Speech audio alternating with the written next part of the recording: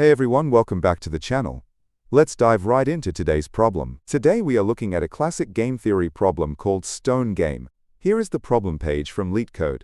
It's got a few rules to keep track of, so let's break it down visually step by step. If anything feels confusing as we go, please don't hesitate to ask a question in the comments below. I check them regularly, and I'll do my best to help you out. We have two players, Alice and Bob, playing a game. They are faced with a row of stone piles.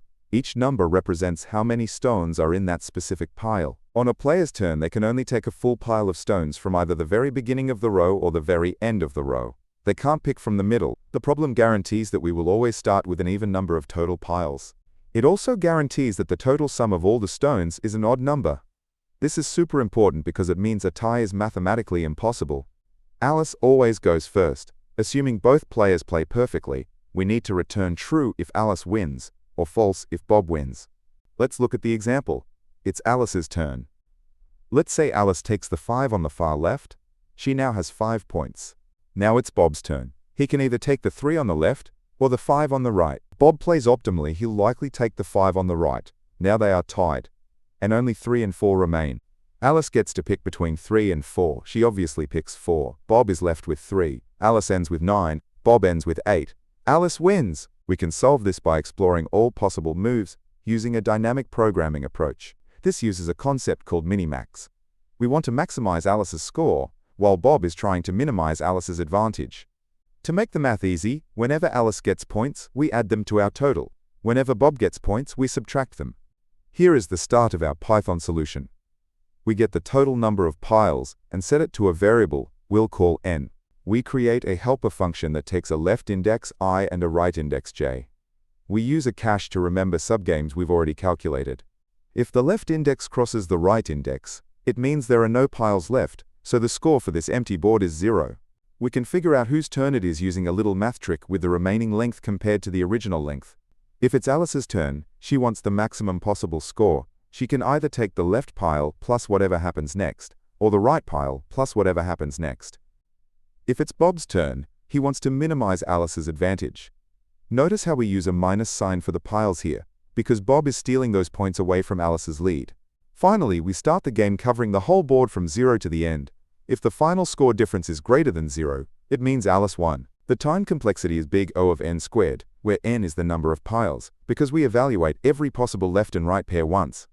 The space complexity is also big O of n squared, because our cache needs to store the result for every possible left and right combination. Okay, that dynamic programming solution works perfectly. But there is a massive shortcut for this specific problem. What if I told you that because of the rules, Alice literally cannot lose? Let me explain why. Imagine we label all the positions as even or odd. The first spot is even, the next is odd, and so on. Because Alice goes first, and there are an even number of piles, she has total control over what Bob is allowed to pick. If Alice takes an even position, the new ends of the board will always be odd positions. This forces Bob to pick an odd position. This means Alice can look at the whole board before the game starts. She can add up all the stones in the even spots and all the stones in the odd spots.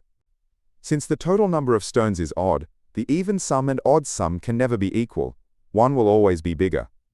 Alice just decides to only ever pick evens, or only ever pick odds, ensuring she gets the bigger half.